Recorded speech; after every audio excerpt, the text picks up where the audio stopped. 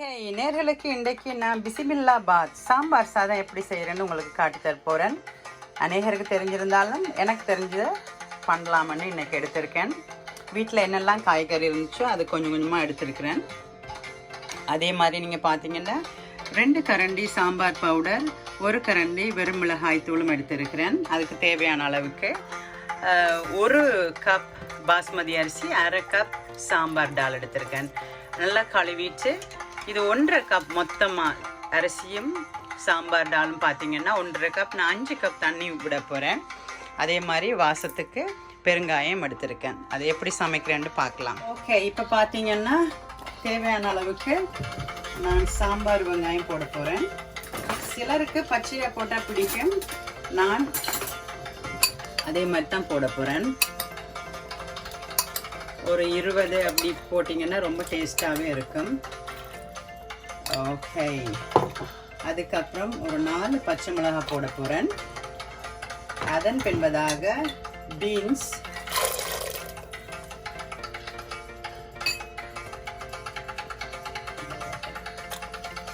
Okay, கத்தரிக்காய், குடமிளகாய், தக்காளி, நல்ல பழுத்த தக்காளி போட்டிங்கன்னா ரொம்ப நல்லா இருக்கும். கேரட், அவ்வளோதான், எல்லாத்தையும் போட்டாச்சுது. அதோடு சேர்த்து தேவையான அளவுக்கு நான் உப்பு போட போகிறேன்.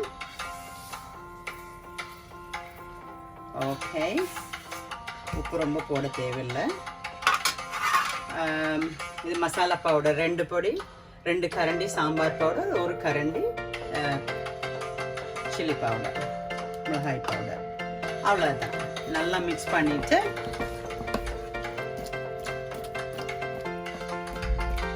அவ்வளோதான் மூடி இப்போ நான் கொதிக்க வைக்க போகிறேன். கொதிச்சதுக்கப்புறம் பார்த்தீங்கன்னு சொன்னால் நான் 1 கரண்டி மஞ்சள் பவுடரும் அதோடு சேர்த்துருக்கிறேன். இது பொங்கி வராததுக்காக 1 கரண்டி நான் நெய் விட போகிறேன் இதில். அவ்வளோதான். ஒரு 5 விசில் நான் 2 டீஸ்பூன் நெய்யில் காஞ்ச மிளகாய் வாசத்துக்காக நான் ஒரு கொஞ்சம் வெந்தயம் சேர்த்துருக்கேன். அப்புறம் கொஞ்சம் கேஷ்யூ நட்ஸ் எடுத்திருக்கேன் பாருங்கள். ஆஸ் வெல் அஸ் இறக்கும் பொழுது நாங்கள் இதுக்குள்ள கொஞ்சம் கருவேப்பிலையும் சேர்த்துக்கலாம். எல்லாத்தையும் மிக்ஸ் பண்ணிட்டோம்.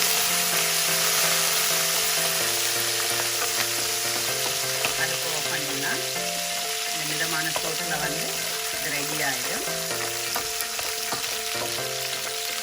அதுக்கப்புறம் பார்க்கலாம். பார்த்தீங்கன்னா இப்போ அழகா எல்லாம் குக் ஆயிடுச்சு. தெரியுதா? சாதமெல்லாம் நல்லா குழஞ்சிருச்சு.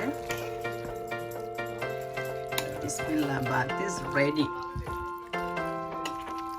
இப்போ நாங்கள் என்ன செய்ய போகிறோம்டா, வதக்கி வச்சிருக்கிற கருவேப்பிலை, வெந்தயம், காஞ்ச மிளகாய், கேஷ்யூ நட்ஸ், கடுகு 2 டீஸ்பூன் நெய்யில் வதக்கியிருக்கேன். அதை இதில் போடுறேன். That's it.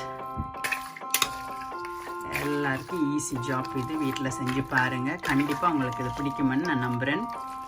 Have a wonderful டே. டடா. இப்போ பார்த்தீங்கன்னு சொன்னால் நான் எல்லாம் முடிச்சிட்டேன். கொஞ்சம் பெருங்காய பவுடர் போடுறேன். கடைசியில் போட்டிங்கன்னா நல்ல வாசமாக இருக்கும். அதே மாதிரி நல்ல வாசம் கொரியாண்டர் போட்டிங்கன்னா, கொத்தமல்லி இன்னும் ரொம்ப அழகாக இருக்கும். பார்க்கவும் அழகாக இருக்கும், சாப்பிடவும்